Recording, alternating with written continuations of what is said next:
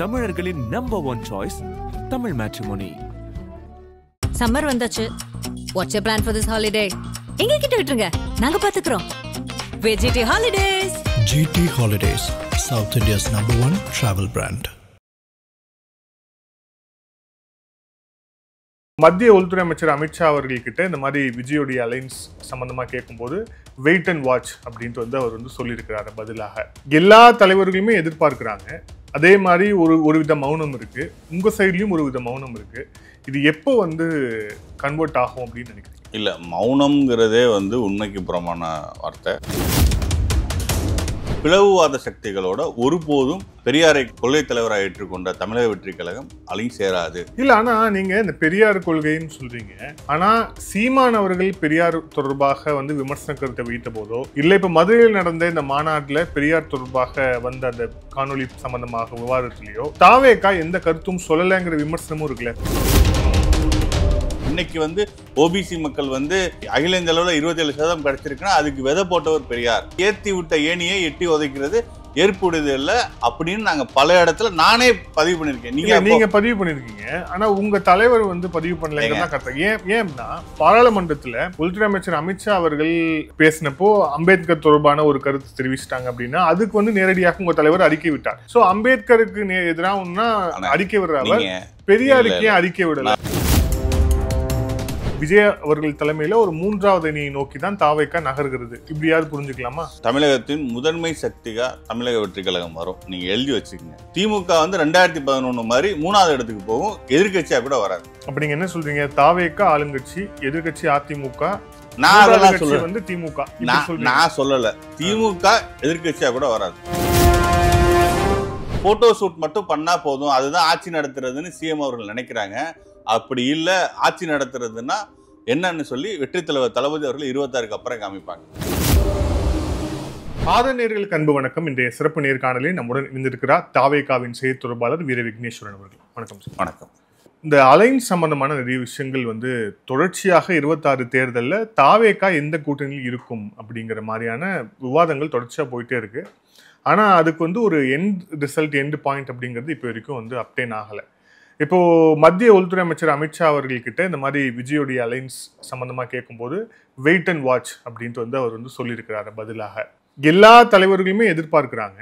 அதே மாதிரி ஒரு வித மௌனம் இருக்கு, உங்க சைட்லயும் ஒரு வித மௌனம் இருக்கு. இது எப்போ கன்வெர்ட் ஆகும் அப்படின்னு நினைக்கிறீங்க? இல்ல, மௌனம்ங்கிறதே உண்மைக்கு புறமான வார்த்தை. நாங்க ஒவ்வொரு இடத்துலையும், அதாவது அக்டோபர் மாதம் மாநாடு இல்லை எங்கள் வெற்றி தலைவர் தளபதி அவர்கள் பேசினதுலேருந்து பல சந்தர்ப்பங்களில் எங்கள் தலைவரும் எங்கள் கழக பொதுச் செயலாளர் அவர்களும் அறிக்கையை விட்டுருக்காங்க. அதுபோல் எங்கள் கட்சியோட கொள்கை பொறுப்பு செயலாளர் நான் உட்பட பல இடத்துல கன்ஃபார்ம் பண்ணியிருக்கோம். பிளவுவாத சக்திகளோட ஒருபோதும் பெரியாரை கொள்கை தலைவராக ஏற்றுக்கொண்ட தமிழக வெற்றி கழகம் அலை சேராது. அது எங்கள் தலைவர் தொடங்கி எங்கள் பொதுச் செயலாளர் தொடங்கி பலரும் பல முறை தெளிவுபடுத்திட்டாங்க. ஆளுங்கட்சியின் குடும்பத்தின் நிறுவனம், எழுதுகோள் நிறுவனம் கிளப்பி விடுற வதந்தி அதெல்லாம் இல்லை. ஆனா நீங்க இந்த பெரியார் கொள்கைன்னு சொல்றீங்க. ஆனா சீமான் அவர்கள் பெரியார் தொடர்பாக விமர்சன கருத்து வைத்த போதோ, இல்லை இப்ப மதுரையில் நடந்த இந்த மாநாட்டுல பெரியார் தொடர்பாக வந்த அந்த காணொலி சம்பந்தமாக விவாதத்திலேயோ தாவேகா எந்த கருத்தும் சொல்லலைங்கிற விமர்சனமும் இருக்குல்ல. பெரியாரை நீங்க ஒண்ணு தலைவராக ஏத்துக்கிட்டீங்க. இதுவும் உண்மைக்கு புறமான தகவல். அண்ணன் மரியாதைக்குரிய அண்ணன் சீமான் அவர்கள் கருத்துக்கு நானே பல இடத்துல புதிய தலைமுறை, நான் இப்போ கோட் பண்ணியே சொல்கிறேன், புதிய தலைமுறை சேனலில் இதை 2-3 தடவை கோட் பண்ணியே கேட்டாங்க டிபேட்ஸில். நான் கோட் பண்ணேன். நான் யார்? கட்சியோட செய்தி தொடர்பாளர். எங்கள் தலைவரோட கருத்தை தான் நான் பிரதிபலிக்கிறேன். மரியாதைக்குரிய அண்ணன் சீமான் அவர்கள் பெரியார் அவர்கள் பற்றின கருத்தில் தமிழக வெற்றி கழகத்துக்கு உடன்பாடு இல்லை, அதை ஏற்புடையதில்லை. இது இது மாதிரி ஒரு தமிழகத்தோட இந்தியாவுக்கே சமூக நீதி வழிகாட்டி பெரியார் அவர்கள். ஃபர்ஸ்ட் கான்ஸ்டியூஷன் அமெண்ட்மெண்ட்டுக்காண்டி அரசியல் சட்டத்தை நகலை கொளுத்தி பிரசிடென்ட்டுக்கு அனுப்பணும்னு சொல்லி வீரியமிக்க போராட்டத்தின் மூலமா காமராஜர் அவர்களே பவர் பாலிடிக்ஸ் பண்ணி ஃபர்ஸ்ட் கான்ஸ்டியூஷன் அமெண்ட்மெண்ட். இன்னைக்கு ஓபிசி மக்கள் அகில இந்திய அளவில் 27% கிடைச்சிருக்குன்னா அதுக்கு விதை போட்டவர் பெரியார். ஏத்தி விட்ட ஏணியை எட்டி உதைக்கிறது ஏற்புடையது இல்லை, அது ஏற்றுக்கொள்ள முடியாத விஷயம் அப்படின்னு நாங்க பல இடத்துல நானே பதிவு பண்ணிருக்கேன். நீங்க பதிவு பண்ணிருக்கீங்க, ஆனா உங்க தலைவர் வந்து பதிவு பண்ணலங்கிறதா கரெக்டா? ஏன்னா பாராளுமன்றத்துல உள்துறை அமைச்சர் அமித்ஷா அவர்கள் பேசினப்போ அம்பேத்கர் தொடர்பான ஒரு கருத்து தெரிவிச்சிட்டாங்க அப்படின்னா அதுக்கு வந்து நேரடியாக உங்க தலைவர் அறிக்கை விட்டார். சோ அம்பேத்கருக்கு எதிராக அறிக்கை விடுற அவர் பெரியாருக்கு அறிக்கை விடல. அதுவும் சீமான் விஷயம், அப்புறம் இந்து முன்னணி விஷயம். நான் சொல்லிட்டேன், அண்ணன் நான் உட்பட எங்க கொள்கை பொறுப்பு செயலாளர் உட்பட பலர் வந்து அண்ணன் சீமான் அவர்கள் கருத்தை எங்களுக்கு தமிழக வெற்றி கழகத்துக்கு ஏற்புடையதல்ல. பெரியார் அவர்களின் சமூக முன்னேற்றம் வந்து தமிழகத்தின் பிற்படுத்தப்பட்ட மக்கள், ஷெட்யூல் கேஸ்ட் மக்களுக்கு வாழ்க்கையில் ஒளியேற்றி வைத்திருக்கு, இவர்களுடைய கருத்தை ஏற்புடையதில்லைன்னு நாங்கள் பதிவு பண்ணிட்டோம். மீண்டும் மீண்டும் பண்ணது வந்து அவதூறு பரப்புற விஷயம். ரெண்டாவது வந்து இந்த மதுரை நிகழ்ச்சி பொறுத்தளவில் நாங்கள் தெளிவாக சொல்கிறோம், தமிழ்நாடு மண் இருக்குல்ல, இந்த மண் எப்போவுமே பிளவுவாத சக்திகளை ஏற்காது. 40 ஆண்டுகளை போராடி 4% கூட தாண்டாத கட்சி. இந்த கட்சியை வளர்த்து விடுறதே திமுகவினர். திமுக கூட்டணியில் இருக்கிற பல கட்சிகள் கொடியேற்ற முடியல. ஒரு நிகழ்ச்சி நீங்கள் அண்ணன் சங்கத்தமிழன் அவர்கள்ட்ட கேளுங்க, நீங்கள் ஒரு நிகழ்ச்சி ஆர்கனைஸ் பண்ணால் உடனே பெர்மிஷன் கொடுக்குறாங்களான்ட்டு. நீங்கள் இவ்வளோ பெரிய ஸ்பீக்கர் வைக்கக்கூடாது, இவ்வளோ பேருக்கு மேலே கூடக்கூடாது, அவ்வளோ நெருக்கடிகள் கூட்டணி கட்சிக்கே தராங்க. இப்போ அண்ணன் ஐயா சண்முகம் அவர்கள்ட்ட கேளுங்க, சிபிஎம் ஐயா மாநில செயலாளர் சண்முகம் அவர்கள்ட்ட கேளுங்க, நீங்கள் வந்து தொழிலாளர் பிரச்சனைக்காண்டி போராடுறப்போ மாநில அரசு ஒத்துழைக்குதா? போராட்டம் அவங்க ஒன்றும் சட்டவிரோதமாக எதுவும் பண்ணலை. போராடுறப்போ அவ்வளோ நெருக்கடி தராங்க. மாற்றுத்திறனாளிகள் போராடுறப்போ சாக்கடை கிட்ட பெர்மிஷன் கொடுத்தாங்க, சாக்கடை ஓடுற பக்கத்தில் பெர்மிஷன் கொடுத்தாங்க. அரசு ஊழியர்களுக்கு வந்து, அதாவது பகுதி நேர ஆசிரியருக்கு வந்து பணி நியமனத்துக்காண்டி போராடுறப்போ இப்படி ஓரமாக பெர்மிஷன் கொடுத்து அடக்குமுறை பண்ணாங்க. இப்படி அரசுக்கு ஒரு இப்படி சொல்ற தோழமை சுட்டு தான் சிபிஎம் பண்ணுறதோ இல்லை வந்து விசிகா பண்ணுறதோ தோழமை சுட்டு தான். அவர்களை ஒடுக்குற இந்த அரசு வந்து மதவாதம் பண்ணி மக்களை பிளந்து ஒரு ஒரு சமூகக்குள்ள மோதலை உருவாக்குற பிஜேபிக்கு முன்னாடி பேரணி நடத்தினாங்க. ஞாபகம் இருக்கா? ஒரு 6 மாதத்துக்கு முன்னாடி மதுரையில் இதே விஷயத்துக்காண்டி பேரணி நடத்துனாங்க. எவ்வளோ பெரிய ஆர்கனைஸ் பண்ண விட்டாங்க. ஆனால் தமிழக வெற்றி கழகம் ஒரு எங்கள் கட்சி தோழர்கள் வந்து சின்ன அளவில் அவங்களோட சொந்த பணத்தை, கொள்ளையடித்த பணத்தை கிடையாது, உழைத்த பணத்தை ஆளுக்கு 1000 ரூபா 2000 ரூபா போட்டு ஒரு நிகழ்ச்சி நடத்துறதுக்கு எவ்வளோ நெருக்கடி, எத்தனை பேர் மேலே கேஸு. நேற்று எங்கள் பொதுச் செயலாளர்கள் கூட அதை பற்றி சொல்லியிருக்காங்க. இல்லை, நீங்கள் முருகர் மாநாடு இல்லை, நீங்கள் ஜனநாயக இயக்கத்திற்கு, மக்கள் இயக்கத்திற்கு நீங்கள் கொடுக்குற நெருக்கடிக்கு பிஜேபி கிட்ட ஏன் பம்புறீங்க? இல்லை, நீங்கள் முருகர் மாநாடு நடத்துறது தவறுங்கிறீங்க. ஏங்க அவங்களை அலோவ் பண்றது இவங்க தான். பிஜேபியும் டிஎம்கேவும் அண்டர்கொண்டு இல்லைங்க. நான் பல முறை சொல்லிட்டேன். நான் என்ன கேட்கறேன்னா, இதே மாநாடு பழனியில் நடந்தது. அது வந்து தமிழக அரசுடைய இந்து சமய புரிஞ்சுக்கங்க. நான் என்ன சொல்றேன்னா, அந்த மாநாடு இல்ல முருகன், அதாவது என்ன பேசுறாங்கன்னு ஒண்ணு கண்டென்ட் இருக்கு. இப்போ இப்போ வந்து முருகனுக்கு பாத யாத்திரை போவோம். நான்லாம் தென் மாவட்டத்துல முருகனுக்கு லட்சக்கணக்கான பேர் பாத யாத்திரை போறாங்க. அங்க ஏதாச்சும் பிரச்சனை வருதா? நீங்களே சொல்லுங்க. இப்போ சமயம்ங்கிறது வந்து எல்லாரும் சமயம் தான். இப்போ எனக்கு ஒரு சமயம் இருக்கும், உங்களுக்கு ஒரு சமயம் இருக்கும். பிரச்சனை ரிலீஜன் கிடையாது. ஒரு மதத்தை வைத்து, எந்த மதத்தை வச்சும் சரி, அந்த மதத்தை வைத்து மக்கள் இடையே பிளவினையை உருவாக்கி மோதலை உருவாக்குறது தான் தப்பு. அதை வந்து இவங்க ரிப்பீட்டடாக செய்கிறாங்க. அவங்களுக்கு நீங்கள் ஃபெசிலிட்டேட் பண்ணி கொடுக்குறீங்கன்னா நீங்கள் யாரு? உங்கள் குடும்பத்தை காப்பாற்றுவதற்காண்டி உங்கள் கையை காலா பிடிச்சிக்கிறேன்னு டெல்லியில் வேண்டிக்கிட்டு இங்கே வந்து நீங்கள் மதச்சார்பின்மை நாடகம் போறீங்கன்னா உங்கள் நாடகத்தை தமிழக மக்கள் இனிமேலும் ஒரு நாளும் ஏற்க மாட்டாங்க. இந்த திமுகவின் கபட நாடகத்தை வரும் 26ல் வந்து மக்கள் சம்மட்டி அடி கொடுப்பாங்க. சரி, இப்போ மீண்டும் அந்த அலைன்ஸ் விஷயம் வந்தோம்னா, அப்போ வந்து ஒரு விஜய் அவர்கள் தலைமையில ஒரு 3வது அணியை நோக்கி தான் தாவேகா நகர்கிறது. இப்படியாவது புரிஞ்சுக்கலாமா? தமிழகத்தின் முதன்மை சக்திகா தமிழக வெற்றி கழகம் வரும். நீங்க எழுதி வச்சுக்கோங்க. திமுக வந்து 2011 மாதிரி எதிர்கட்சியா கூட வராது. இது 2 விஷயம் நடக்கும். தமிழகத்தின் முதன்மை சக்தியா தமிழக வெற்றி கழகம், வெற்றி தலைவர் தளபதி அவர்கள் தலைமையில ஆட்சி அமைக்கும் தமிழக வெற்றி கழகம். திமுக வந்து 2011 மாதிரி 3வது இடத்துக்கு போகும், எதிர்கட்சியா கூட வராது. அப்ப நீங்க என்ன சொல்றீங்க? தாவேகா ஆளுங்கட்சி, எதிர்கட்சி அதிமுக, நான் அதெல்லாம் சொல்றேன் வந்து திமுக. நான் சொல்லல, திமுக எதிர்கட்சியா கூட வராது. அந்த அளவுக்கு மக்கள்கிட்ட நீங்க தமிழ்நாடு ஃபுல்லா நீங்க மல்லாக்கோட்டைன்னு ஒரு ஊர் இருக்கு, இங்க சிங்கம்புணரி ஒன்றியம், திருப்பத்தூர் தொகுதி. அங்க மேகா மைன்ஸ் வந்து நிறைய மைனிங்ஸ் பண்றாங்க. நீங்க சட்டப்பூர்வமா அனுமதி வாங்கி பண்ணா பிரச்சனை கிடையாது.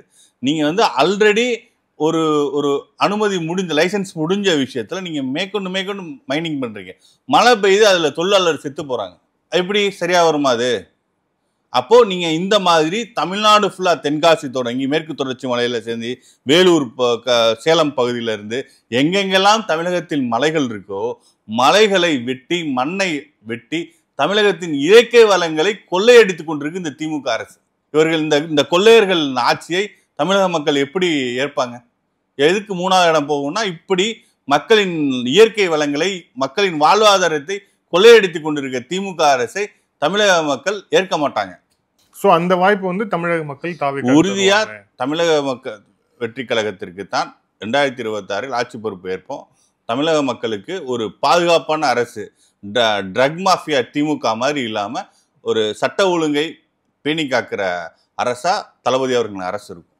இப்போ ரொம்ப ரீசெண்டாக இந்த நடிகர் ஸ்ரீகாந்த் அவர்கள் கைது செய்யப்பட்ட விஷயங்களா இருக்குல்ல, இது சம்பந்தமா தாவேகா எந்த கருத்தும் சொல்லலையே.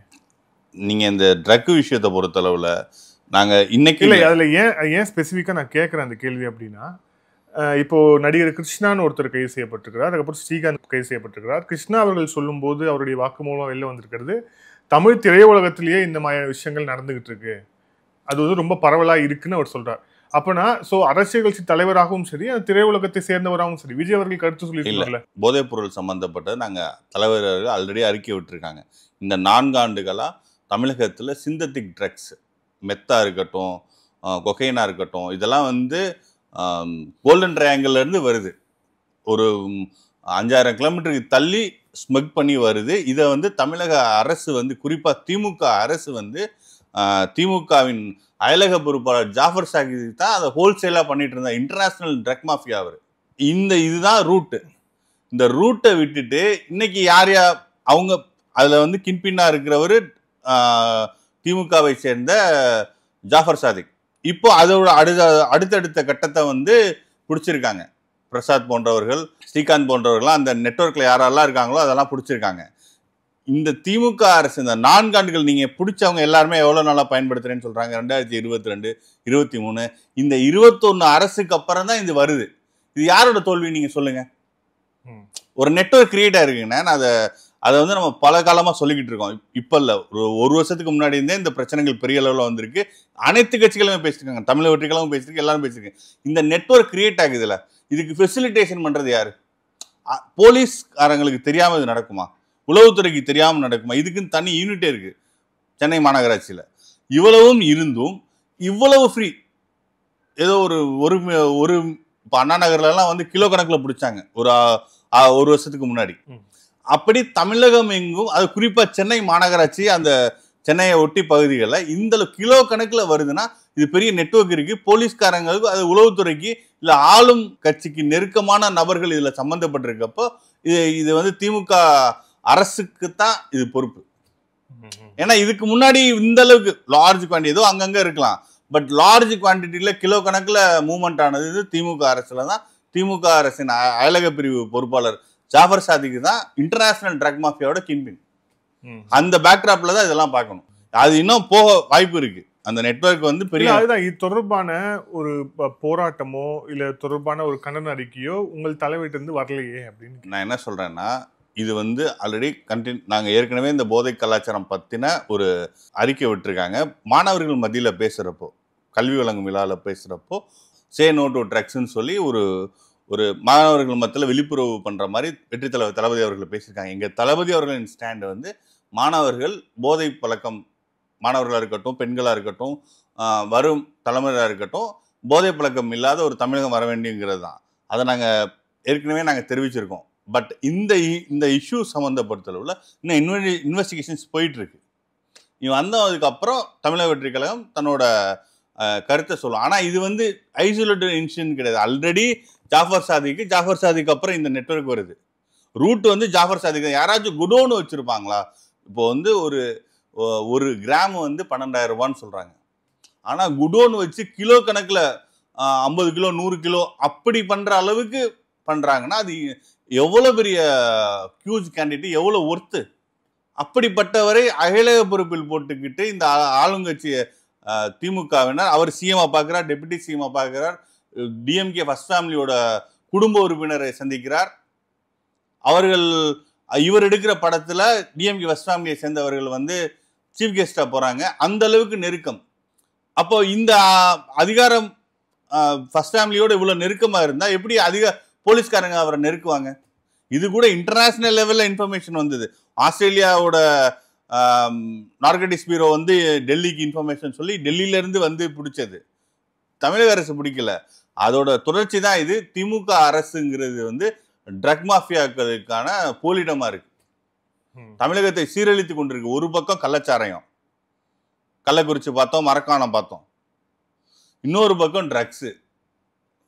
அதாவது இப்படி மக்களை குடிக்க வைத்தும் போதைக்கு அடிமையாக்குற அரசை வீழ்த்தி விட்டு தளபதி அவர்கள் மாறி மக்களை படிக்க வைத்து தமிழகத்தை முன்னேற்ற பாதையில் கொண்டு போறதுக்கான அரசு 26 அமையும். திருத்தணி அரசு மருத்துவமனை சம்பந்தமாக ஒரு விமர்சனம் இருந்திருக்கு, சம்பந்தமான செய்திகளும் வந்திருக்கு அப்படிங்கிறத பார்க்குறோம். அதில் வந்து புது கட்டடமா இருக்கே தவிர வந்து அது வெறும் காலி கட்டடமா இருக்கு, அதில் வந்து உள்ள ஃபெசிலிட்டிஸ் இல்லை அப்படின்னு சொல்லிட்டு அங்கே இருக்கக்கூடிய மக்களே வந்து புகார் சொல்லிக்கிறாங்க. உங்களுடைய விஷயங்கள்லாம் பார்க்குறோம். உங்களுடைய பார்வை என்ன? ஆனால் ஒரு ஒரு முன்னணி பத்திரிகையோட நிருபர் அவர் டைரக்டாகவே கிரவுண்ட் விசிட் போயிருக்காரு. அவர் என்னோட நண்பர் தான். அவர் 5 பில்டிங் இருக்கு திருத்தணியில், மாவட்ட சுகாதார நிலையம், மாவட்ட ஹாஸ்பிட்டல் 5 பில்டிங் இருக்கு. 5 பில்டிங் ஒரு ஹாஸ்பிட்டல்னா என்ன இருக்கணும் சொல்லுங்க? அந்த உபகரணங்கள் இருக்கணுமா? ஹாஸ்பிட்டலில் ஃபெசிலிட்டிஸ் இருக்கணுமா? அங்கே கரண்ட்டு கூட இல்லை. என்ன இல்லை? கரண்ட்டு கூட இல்லை. கரண்ட் இல்லை, தண்ணி இல்லை, எதுவுமே கிடையாது. இப்போ இந்த எதுவுமே இல்லாமல் கட்டிக்கிட்டு இருக்க பில்டிங்கை கொண்டு போய் ஹாஸ்பிட்டல்னு சொல்லி சிஎம்ஐ திறந்து வைக்கிறார். டிராமா மாடல் திமுக அரசு நாங்கள் சொல்றதுக்கு நீங்கள் மீடியாக்காரங்கெல்லாம் திமுக அரசை புகழ்ந்து பேசுறீங்களே. ஒரு பில்டிங் மட்டும் தாங்க இருக்கு. பில்டிங் வெறும் பில்டிங். அதில் வந்து கரண்ட் இல்லை, தண்ணி கனெக்ஷன் கிடையாது, ஒன்றுமே கிடையாது. அப்படி இருக்கிற இதை வந்து சுகாதாரத்துறை சொல்லுது. சுகாதாரத்துறை கேட்டானா சிஎம் தெரியாமல் திறந்து வச்சுட்டாருன்னு சொல்கிறாங்க. டிஸ்ட்ரிக்ட் கலெக்டர்கிட்ட கேட்டால் என்ன சொல்லியிருக்காரு? இல்லை நாங்கள் வந்து சிஎம் பிளான் பண்ணி அது ரெடி ஆயிடுச்சு நாங்கள் அப்படின்னு சொல்கிறாங்க. அப்போது அரசோட 2 நிறுவனங்களுமே மாறுபட்ட கருத்து சொல்கிறாங்க. இப்போ சிஎம் அவர்கள் வந்து எதை பற்றியுமே அன்னவேராக இருக்காரு. தன்னை சுற்றி என்ன நடக்குது, அரசு நிர்வாகத்தை பற்றி என்ன நடந்துக்கிட்டு இருக்கு, இந்த ட்ரக்காக இருக்கட்டும், கலாச்சாரமாக இருக்கட்டும், இந்த ஹாஸ்பிட்டலோட இன்சிடென்ட்டே ஒரு நல்ல எக்ஸாம்பிள். ஒரு விஷயத்தை திறக்க போகிறோம், நீங்கள் ரிவ்யூ பண்ண மாட்டீங்களா? உங்கள் அரசு அதிகாரிகள் போய் ரிவ்யூ பண்ணுவாங்களா? இல்லை சீஃப் செக்ரட்டரிலேருந்து இவ்வளோ செக்ரட்டரி எதுக்கு இருக்காங்க, டிஸ்ட்ரிக்ட் கலெக்டர் எதுக்கு இருக்காரு? ஒரு சிஎம் வந்து திறந்து வைக்கிறாருன்னா அந்த இடத்த போய் ரிவ்யூ பண்ணுவாங்களா, பண்ண மாட்டாங்களா? பண்ணுவாங்களே. இப்போ பண்ணாமல் இவரை கூட்டு போய் திறக்க வச்சிருக்காங்கன்னா சிஎம்ஐ பற்றி அதிகாரிகளுக்கு என்ன எஸ்டிமேஷன் இருக்கும்? கேள்வி கேட்பாங்கன்னு பயம் இருந்துச்சுன்னா அப்படி போய் திறக்க வைப்பாங்களா? இப்போ யாருக்கு அசிங்கம்? அதிகாரிகளுக்கு கிட்ட கேள்வி கேட்குற அளவுக்கு இவருக்கு இன்காம்பிடண்டா இருக்காரு சிஎம் அவர்கள். எதை பற்றி அண்ணா வேற இருக்காரு. அண்ணன் சேகர் பாபு அவர்கள் கூட்டு போய் ஃபோட்டோ ஷூட் எடுக்கிறதும் டான்ஸ் ஆடுறது, கை தட்டுற அந்த மாதிரி ஒரு எப்படி சொல்றது, ஒரு ஃபோட்டோ ஷூட் மட்டும் பண்ணால் போதும், அதுதான் ஆட்சி நடத்துறதுன்னு சிஎம் அவர்கள் நினைக்கிறாங்க. அப்படி இல்லை, ஆட்சி நடத்துறதுன்னா என்னன்னு சொல்லி வெற்றி தலைவர் தளபதி அவர்கள் 26க்கு அப்புறம் காமிப்பாங்க. தமிழகத்தில் இப்போ நடந்துகிட்டு இருக்கிறதெல்லாம் ஃபோட்டோ ஷூட் மட்டும்தான், வேற எதுவுமே கிடையாது. சும்மா ட்ராமா, ஒரு எப்படி சொல்றது, ஒரு ஃபோட்டோ மீடியா கவரேஜ் ட்ராமா, இதுதான் தமிழகத்தில் நீங்கள் நடந்துட்டு இருக்கு. நன்றி சார். பல்வேறு கேள்வி. Thank you sir. Thank you so much. நன்றி.